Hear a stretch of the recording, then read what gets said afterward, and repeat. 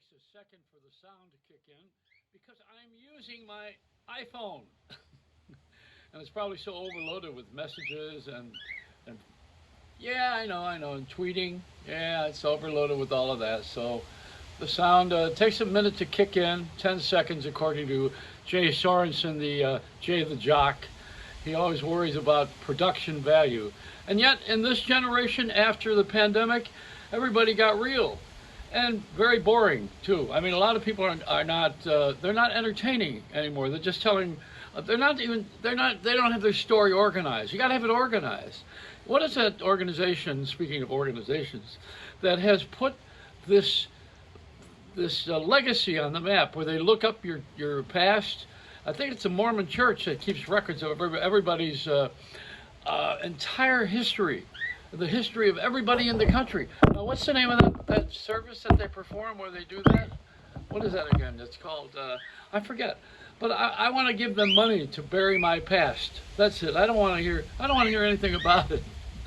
We all know that I have my mother's eyes. I mean, I see everything the way she sees things. And then I got Pat Sajak hair. Now his is getting a little bit more Arctic, blonde. And I'm going down memory lane. You see my, hey, memory lane is pretty crowded. You know? It's become a interstate highway. People are getting there very quickly. They're running to get to their destination. I got my Les Paul on memory lane. It was the beginning of the loss of my people who are very, very much older than me. And I've lost a lot of those friends like that. You know, the famous people, Joan Rivers, Soupy Sales, you know, from my generation. And then the new people, Rande Grande, Rayo Grande. Who, I don't know any of these people. But I'm just making it up as I go. You know, there's too many people in my database.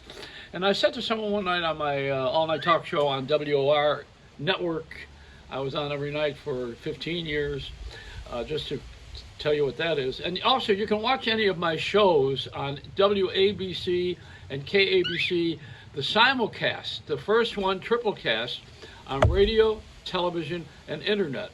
All you have to do is go to SundayNightLive.com. It's SundayNightLive.com. SundayNightLive.com.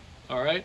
And then you'll see all the shows, all the celebrities that you could use, you know. And I did only 5 minutes with each celebrity, so it didn't get too boring, you know, where we got into long subject matters. And you know, that's another show. Anyway, on the all-night show, on the WR all-night show for all those years, I had so many discussions with people about everything that you could think of and everybody that you could possibly ever want to know anything about their past, and they let their guard down, you know, because all of a sudden they tell you what's happening in an orderly fashion with their lives, and then also what happened when they were younger and it didn't go well for them, you know.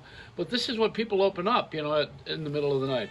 Oh yeah, I want to mention also Generous. This is my new product. I'm not selling it. I'm giving it away. I'm giving away generosity. Here's to you. All right, now back on the memory lane. On this overnight show, I had so many different memories of people on there who were wonderfully famous. And I noticed that a lot of the celebrities, since they have no work or there's nothing to do or they've had a lot of time to think, and everyone's gotten into a political thing, the media has driven us into that, incidentally, because the ad agencies give them money to stay on the air and promote shows that have ratings. And the way that they do that is to get money from the advertisers. And the advertisers bring the dollars in, and that's what keeps the radio and TV thing going, except for subscription. You know that. All right, so now on the radio and TV shows, which are on the air right now, currently, oh. What? You want your own series? I got it. I got it. She's gonna crap on my head any minute now. This is it's like being married. Anyhow, the thing, birds of a feather flock together. No, not these birds. You can go flock yourself. So here's what's happening with me. I first of all, I don't know why I'm getting tweeted so much. I feel like the people at Lago Mar or Mar-Lago. I lived at Lago Mar, and Trump was at Mar-Lago. His was in Palm Beach. Mine was in Plantation, Florida. What are you fussing about? There must be a hawk in the neighborhood, you know? That's the only time the bird gets crazy like that, is when there's something around that they warn you that there's something around that wants to eat them. You can imagine what it's like down there in Delmarva. You know, that's where the chickens are, you know. Delmarva, Delaware, Maryland, and Virginia. That's Purdue chickens. And when you go down, oh, what an awful smell when they're cleaning all those chickens. Well, where was I? Anyway, the bird threw. Well, you got me to change my talk on reality TV and memory lane. Now, what else do you not want to hear? Oh, the celebrities that are now wanting to be in office. You know, Matthew McConaughey wants to run for governor of Texas. What's his name? Bruce Jenner. What's his name now? He wants to run. She wants to run for the governor of California. I think there ought to be a reversal of roles. I think Nancy Pelosi ought to be on television. I think she ought to be on the Shark Tank. And I think also you ought to have, let's see, where would move things? Mario Cuomo, Governor Cuomo, Andrew Cuomo, you could put him on The Bachelor. He'd be doing The Bachelor. And who can we move around out of government? Oh, yeah. Saturday Night Live would definitely be a good place for a lot of the governors. And that's where Al Franken started. You know, he was a writer and also a star on Saturday Night Live, and he ran for government in Minneapolis. I think he had a sex scandal, which means he'll be back. That's what happened. You know, you get forgiven for that one. Unless you go to jail because there's lawyers who got money from. See, he didn't have no money. If someone has money, boy, they never give up on those sex charges. Because the lawyers are behind you. You know, they got their hand up your back and on your wallet. So you got no chance with a lawyer. Lawyers they're after the bucks. You know that. I mean, I'm not making this up.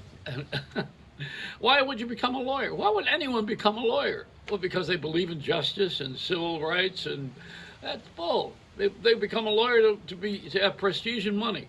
See, this is a country that's misguided missile, and that's why those UFOs are circling us, the unidentified objects.